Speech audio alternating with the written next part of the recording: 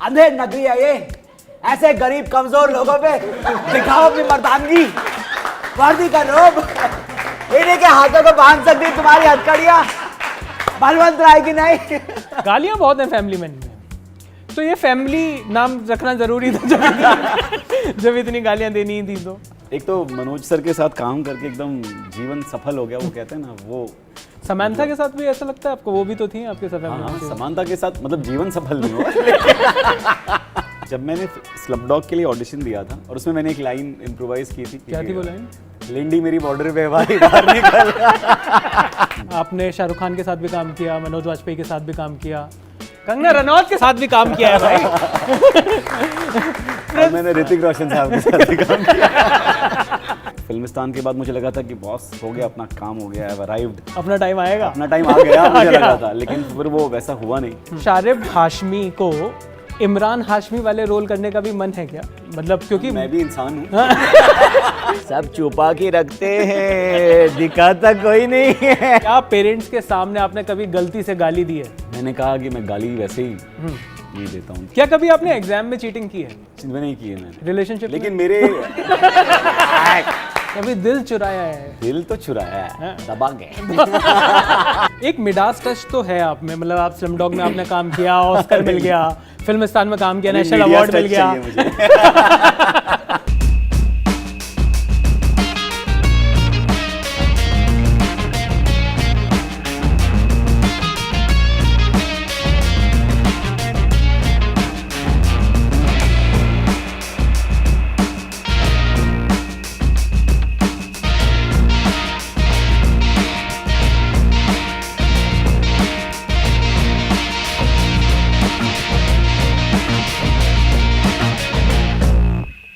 असुर scam family man जिस भी सीरीज में काम करता है उसको सुपर हिट करा देता है। ये आदमी मेरे साथ हैं, शारिब हाशमी। अरे thank you thank you thank you thank you.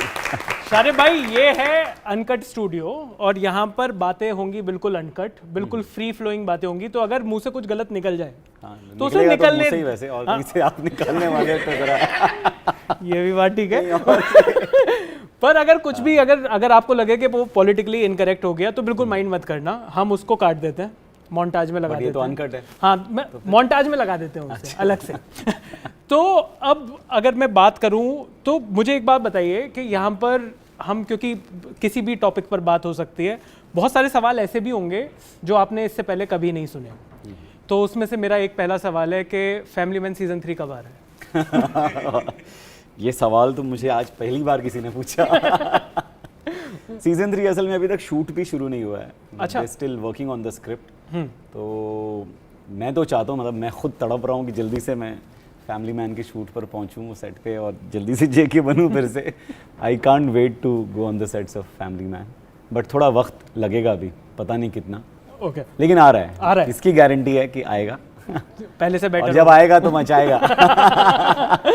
तो शारिब हाशमी को इमरान हाशमी वाले रोल करने का भी मन है क्या? मतलब क्योंकि मैं भी इंसान हूँ। और असली मजा हमारे भी जज्बात है। तो मतलब चल रही है गाड़ी उस तरफ, कहीं हीरो वगैरह आ रहे हो, जल्दी कोई रोमांस वगैरह देखने को मिलेगा? रोमांस तो कर रहा हूँ मैं, लेकिन थोड़ा मैच्योर्ड रोमांस कर रहा हूँ। उसमें तो कुछ नहीं होता, मैच्योर्ड रोमांस। शादीशुदा रोमांस इज नो रोमांस। नहीं भाई। अच्छा, होता है। हाँ, ओके। शादी के बाद असली रोमांस होता है। बट हाँ, कुछ चीज़ें हैं, एक दो बहुत प्यारी फिल्में हैं जो मैं अभी करने वाला हूँ, और एक मैंने जस्ट कंप्लीट की है, तरला, जिसमें एम्पेयर्ड अपोजिट हुमा कुरैशी, और जो कि बहुत ही प्यारी, मतलब मैं वो इमरान हाशमी वाली नहीं, बहुत ही sweet slice of life, beautiful, emotional और एक रिलेशनशिप वाली फिल्म है। अच्छा शारिब भाई, फेम जो सबसे पहले आपने एक्सपीरियंस किया, वो मतलब वो अगर आप बताओ सोचकर कि सबसे ज़्यादा वो लोगों ने जब पहचानना कब शुरू कर दिया? वो जब तक है जान में जब शाहरुख खान के साथ काम किया तब, या फिर जब आपकी फिल्म को अवार्ड मिला, फिल्मिस्तान को जब आपको अवार्ड मिला तब, या फिर तलपड़े? मुझे पहली बार जो चखा था वो फिल्मिस्तान के वक्त हुआ था। अच्छा। क्योंकि जब हम फिल्म फेस्टिवल्स में भी जब जाते थे और वहाँ पर जो रिस्पांस मिलता था ऑडियंस से वो मतलब इतना खूबसूरत हुआ करता था कि मतलब कई अगर मैं उन सब में यकीन करने लग जाता तो मतलब मैं हवा में आसमान में उड़ता रहता मतलब I have इतना arrived. हाँ तो लेकिन जो जनता तक मैं पहुंचा वो फैमिली मैन के ज़रिए मतलब जब मैं अगर कहीं रिक्शे में भी जा रहा था और पीछे किसी ने बोला ए जेके कोई गाड़ी में से किसी ने आवाज़ दी और फिर मॉल में जब एक थिएटर में कोई फिल्म देखने गया था मैं फैमिली मैन के तुरंत बाद तो वहाँ पर लोगों ने अच्छा जेके तो वो सब चीज़ें जो हैं वो फैमिली मैन के बाद शुरू हुई और तो यस वो तब फैमिली मैन हाँ ने सबसे ज़्यादा फेम दिया वैसे। जी और स्पेशली जब सेकंड सीज़न आया तो मतलब जो प्यार है वो और दुगना हो गया और मतलब आई एम रियली सीजन 3 आएगा तो तिगना हो जाएगा इंशाल्लाह। ये बताओ स्लमडॉग मिलियनेयर में भी आपका रोल था, हाँ तो पाउंड में मिला था पैसा या आईएनआर में? पाउंड तो नहीं मिलेगा भाई, डॉलर में मिलेगा अगर नहीं मतलब वो तो डैनी बॉयल तो उधर के है ना। हाँ लेकिन ये फिल्म तो हॉलीवुड अच्छा प्रोडक्शन पर ये बताइए कि किस तरीके से मतलब जब आपने स्लमडॉग मिलियनेयर करी पहली मूवी थी जब आप कैमरा फेस हाँ कर रहे थे उससे ये पहले? मैं असल में जब मैंने स्लमडॉग के लिए ऑडिशन दिया था तो मेरा एक दोस्त जब मैं एमटीवी में काम करता था तो वो उसमें कास्टिंग असिस्टेंट था और उसने मुझे बोला कि ये एक रोल है और मैं ऑडिशन के लिए गया। तो जब मैंने फिल्म कर भी ली थी तभी भी मेरा कोई इरादा नहीं था कि मुझे एक्टिंग करनी, तब मैं चैनल वी में नौकरी कर रहा था एज अ राइटर। अच्छा। और मैंने छुट्टी ले ली थी 2 दिन की, 1 दिन का काम था, उन्होंने एक बफर डे लिया था। मैंने जब ऑडिशन दिया तो मेरा ऑडिशन डैनी बॉयल ने खुद लिया, मतलब वो मेरे लिए बहुत बड़ी बात थी कि यार, और वो दूसरे कैरेक्टर की लाइंस वो मुझे क्यों कर रहे थे और उसमें मैंने एक लाइन इम्प्रोवाइज़ की थी और तो वो उन्हें बहुत अच्छी लगी थी। क्या थी वो लाइन? लेंडी मेरी बॉर्डर पे भाई बाहर निकल। वो समझ में आ गई थी। तो जब मैंने ऑडिशन दिया था तो इंग्लिश में दिया था, okay, तो वो लेंडी मैंने सिर्फ इंग्लिश में बोला था, बाकी मैं लेंडी is on the border line. तो उन्होंने पूछा था जो लवलीन टंडन जो कास्टिंग डायरेक्टर है, तो व्हाट्स लेंडी, तो उसने बोला टग टग।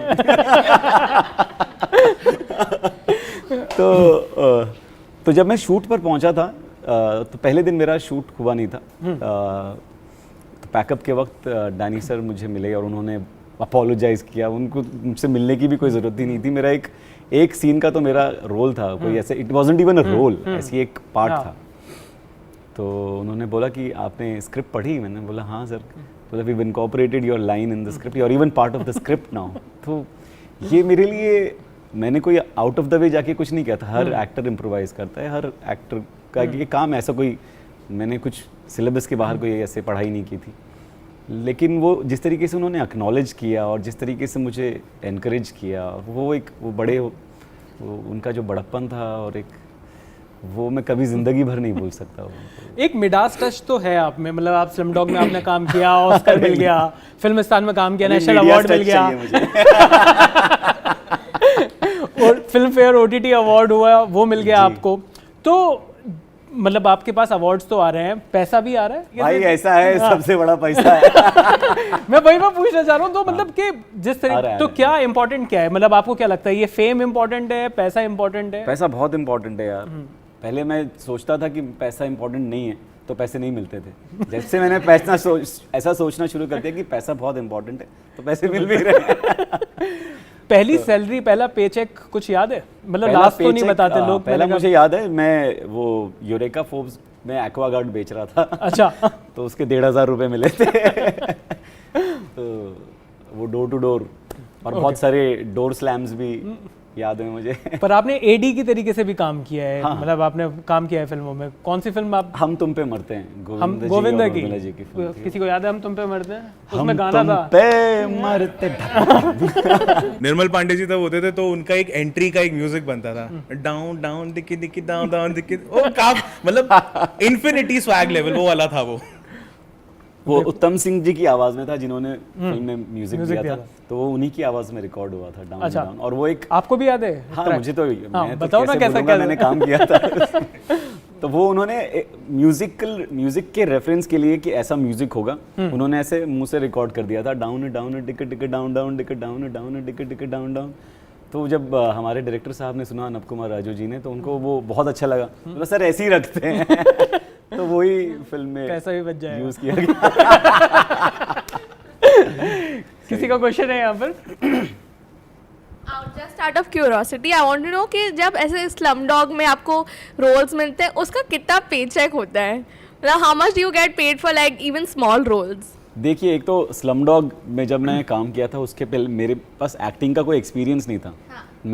मैं प्रोफेशनली एक्टिंग कर भी नहीं रहा था। मुझे एक दोस्त ने मुझे बुलाया था, तब भी मुझे मतलब मेरा एक दिन का काम था, वो पूरा जो होगा उसके 20,000 दिए थे उन्होंने मुझे। वाओ! बट क्योंकि वो इट वाज अ सिर्फ हॉलीवुड मीडिया इंडस्ट्री में इंटर्न्स को एक्सप्लॉइट करते हैं मतलब हम। आपने स्लम डॉग मिलियनेयर में काम किया और अब जो इंडियन डायरेक्टर्स हैं उनके साथ काम करें, क्या डिफरेंस आपने ऐसा फील किया कि यू नो कि उनके मेथड में और इधर मेथड में? ये काफ़ी लोग पूछते हैं कि बॉलीवुड और हॉलीवुड जिस तरीके से ऑपरेट करता है, क्या कोई डिफरेंस दिखाई देता है खासतौर पर छोटे जूनियर आर्टिस्ट को? देखिए, मैंने हर डायरेक्टर के अंदर अगर जो अच्छा डायरेक्टर है तो वो बहुत पैशनेट होता है, और मैं बहुत खुशनसीब हूँ कि मुझे बहुत पैशनेट फिल्म मेकर्स के साथ काम करने का मौका मिला। तो जितना इन्जॉय मैंने डैनी बॉयल सर के साथ में काम करते हुए मैंने इन्जॉय किया, उतना ही ज़्यादा मज़ा मुझे टिग्मांशु धुलिया सर के साथ काम करके आया, और उतना ही पैशन मैंने भी सुधीर मिश्रा सर के साथ में एक्सपीरियंस किया। वो जब तो खैर बोलना पड़ जाता नहीं है। बोलना नहीं पड़ जाता है, मैं तो सच्ची बोल रहा पर हूँ। जिस तरीके से ट्रीट करते मैं हैं, कभी बोलने पड़ने वाली बात करता नहीं हूँ, अपन दिल से बात करता है। At the age of 33 there are a lot of actors who are trying to struggle through a path. तो उन लोगों को आप कुछ कहना चाहेंगे ऐसा, you know, because आपने भी आई थिंक बहुत बार सोचा होगा गिव अप करने का, या कुछ things are not going fine, so you might be like कि let's just move on, let's see, let's go back, अपने पुराने ऑफिस में ही जाके वापस से CV दे देता हूँ। बहुत ऐसा मैं अभी कल ही मैं इस बारे में जिक्र कर रहा था एक दोस्त के साथ में। ये जो चीज़ है ना, यहाँ पर इस इंडस्ट्री में टैलेंट और इन सब के साथ नसीब, एक पेशेंस जो चाहिए होता है ना, और एक जमे रहने का जो एक वो गूदा जो चाहिए अंदर, वो आपको सबसे ज़्यादा आपके काम आता है। और क्योंकि 3 साल तक मैं ऑडिशंस दे रहा था और कुछ नहीं हो रहा था, मतलब जो मेरे पास पैसे सेविंग्स थी सारी ख़त्म हो गई, उल्टा कर्ज़ों में डूब गया था मैं। तो मैं एक दिन मैं वाइफ को पूछ रहा था कि यार ये मैंने डिसीजन सही लिया क्या, मतलब ये सब अच्छी खासी लाइफ चल रही थी, नौकरी थी अच्छी और सब कुछ था, अब ये फालतू में ज़बरदस्ती मेरे पैशन के चक्कर में मैं तुम लोगों को बर्बाद कर रहा हूँ। तो उसने बोला यार ये तू मत बोलना है, ऐसा वापस मत बोलना, क्योंकि हमने ये सब जो किया है, जो साथ में जो फेस किया है, वो तेरे पैशन के लिए किया है। अगर if you will question your passion, अगर तू टूटेगा तो हम बिखर जाएंगे। So beautifully put. तो उन्होंने बोला कि ऐसा कभी मत सोचना। और मतलब मेरा जितना भी टाइम था जब मैं कोशिश कर रहा था, जद्दोजहद चल रही थी, स्ट्रगल चल रहा था, तो मतलब she supported me at every step. और amazing. So that is Sharib भाई, इतने सारे ऑडिशन दिए हैं, Yes. यहाँ पर ये जो जनता है ना, इनको भी मुझे लगता है कि इनको भी ऑडिशन देना चाहिए। अगर मतलब तो सब लोगों का सपना होता है ना कि मुंबई जाऊंगा, हीरो बनूंगा, ऑडिशन में एक कोई आप आइकॉनिक डायलॉग दो, मतलब कोई सा भी डायलॉग आप बता सकते हो, इनसे ऑडिशन करवाते हैं, फिर आप नंबर देना उनको। अरे बाप रे। तो वैसे ऑडिशन में कभी कोई आइकॉनिक डायलॉग भी दिया जाता है या फिर सिर्फ स्क्रिप्ट का ही उठाकर वो दिया स्क्रिप्ट जाता का ही डायलॉग दिया जाता है। कोई आइकॉनिक iconic- वाले तो नहीं होते हैं। है? वो एक चुटकी सिंदूर, 2 चुटकी सिंदूर, एक ही चुटकी सिंदूर। कंफ्यूज हो गए भाई हम। एक बूंद और चुटकी चुटकी में यार मेरे को पूरा नहीं बोलने दिया जा रहा, मैं चुटकी चुटकी पे रुका जा रहा हूँ, ऑकवर्ड हो रहा है मेरे लिए। तो पहले ये ऑडिशन देंगी। यस। कौन सा सीन आप बताइए। बताओ। एक चुटकी सिंदूर, 2 चुटकी, कोई सा भी कोई। एक चुटकी सिंदूर की कीमत तुम क्या जानो रमेश बाबू। एक चुटकी सिंदूर की कीमत तुम। चश्मा मेरे को तो पहले ही बाहर कर देंगे। आपके पीछे भी आंखें हैं क्या? नहीं, वो मैं ऐसे लगती हूँ ताकि धूप कभी भी आ सकती है। ये मैंने पहले बोला। एक चुटकी सिंदूर की कीमत तुम क्या जानो रमेश बाबू। वाह। मुझे लास्ट में ऐसा आया पूरा बन तो 10 में से कितने नंबर हैं इनके जो लिए? आपने आर्म पिट्स सीधा कितने नंबर हैं 10 में से? 10 में से 10। अभिषेक, हाँ अभिषेक तुम भी, तुम्हारे पास सिंदूर इन्होंने लगाने की एक जगह चुटकी ज्यादा बोला, आप होगी। 2 बूंद सिंदूर की कीमत की। मैं मैं ऐसे ही करूंगा, एक चुटकी में इसकी 2 चुटकियां आ जाएंगी। देखो, सिंदूर लगाने की जगह भी तो तुम्हारे पास ज्यादा है। बहुत ज्यादा है। सिंदूर बहुत दूर तक जाएगा तुम्हारा। अच्छा करना है सच्ची? हाँ बिल्कुल। अच्छा। 2 चुटकी सिंदूर की कीमत तुम क्या जानो रमेश बाबू। ये इसको 20 दी है मैंने। 20 out of 10। तुम मुंबई से आगे पहुंच जाओगे। पुणे चले जाओगे। पुणे चले जाओ, पहले FTI जाओ, वहाँ पे थोड़ा सीखो। कोई और डायलॉग करके देखते हैं। कितने आदमी थे? हाँ, कितने आदमी थे? महिलाएं थी? हो गया ऑडियंस। ये बस इम्प्रोवाइज किया सर। अरे Improvise improvise किया भाई, ये तो बॉर्न एक्टर है। भाई क्या इसको कितने मार्क्स हैं इसको? इसको फुल ऑन, Full on। मतलब 2 ये thumbs सब up। मुंबई चले जाएंगे तो भाई हमारे यहाँ काम कौन करेगा? एक नया हमने एक सेगमेंट निकाला है, उसका नाम है पाप की अदालत।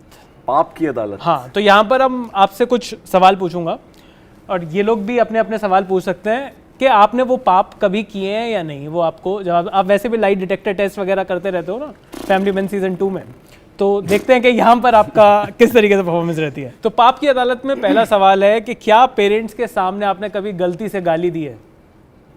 मैंने कहा कि मैं गाली वैसे ही नहीं देता हूँ, तो और पेरेंट्स के सामने तो फिर वो जो मैं नर्सरी वाली थी वो भी कभी नहीं निकली। क्या कभी किसी को अपना फेक मोबाइल नंबर दिया है? नहीं, फेक मोबाइल नंबर किसी को नहीं दिया। कोई मतलब कोई चेप हो रहा हो कि अरे नंबर दीजिए ना अपना, तुम नहीं फीता देता हूँ। कटवाऊंगा। नहीं देता ही नहीं हूँ। अच्छा, फीता फेक क्यों देना है? वो बंदा दूसरे को परेशान करेगा फिर। क्या कभी आपने एग्जाम में चीटिंग की है? चिंता नहीं की है मैंने, रिलेशनशिप लेकिन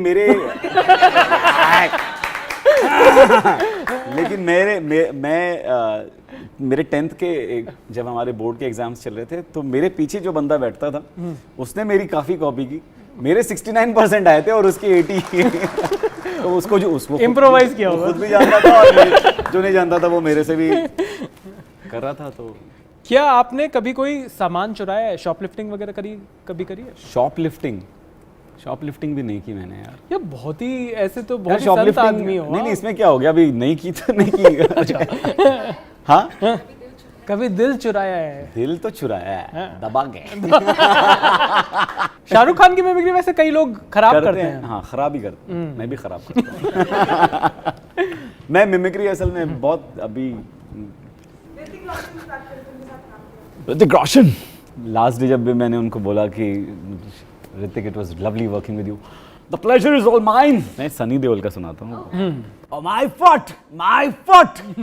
फुट अंधेर नगरी है ये, ऐसे गरीब कमजोर लोगों पे दिखाओ अपनी मर्दानगी, वर्दी का रोब, इन्हीं के हाथों को बांध सकती तुम्हारी हथकड़ियां, बलवंत राय की नहीं। Amazing, thank you so much Sharib भाई। Thank you. आपको मजा आया वैसे हमारे साथ बात करके, गुफ्तगू करके? नहीं। Uncut studio. ये लाइन काट लेते हैं। बहुत मजा आया। हाय, आई एम शारिब हाशमी और मैं इस वक्त अनकट के स्टूडियो में बैठा हूँ और बहुत इंजॉय कर रहा हूँ। आप लोग भी अनकट को सारे सोशल मीडिया प्लेटफॉर्म्स पे फॉलो कीजिए, मजा आएगा।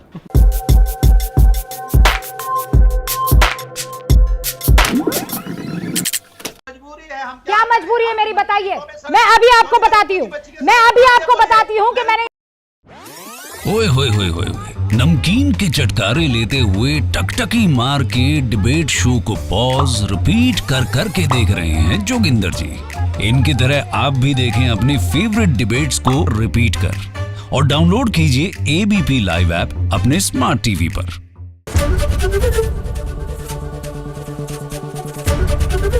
ABP न्यूज आपको रखे आगे।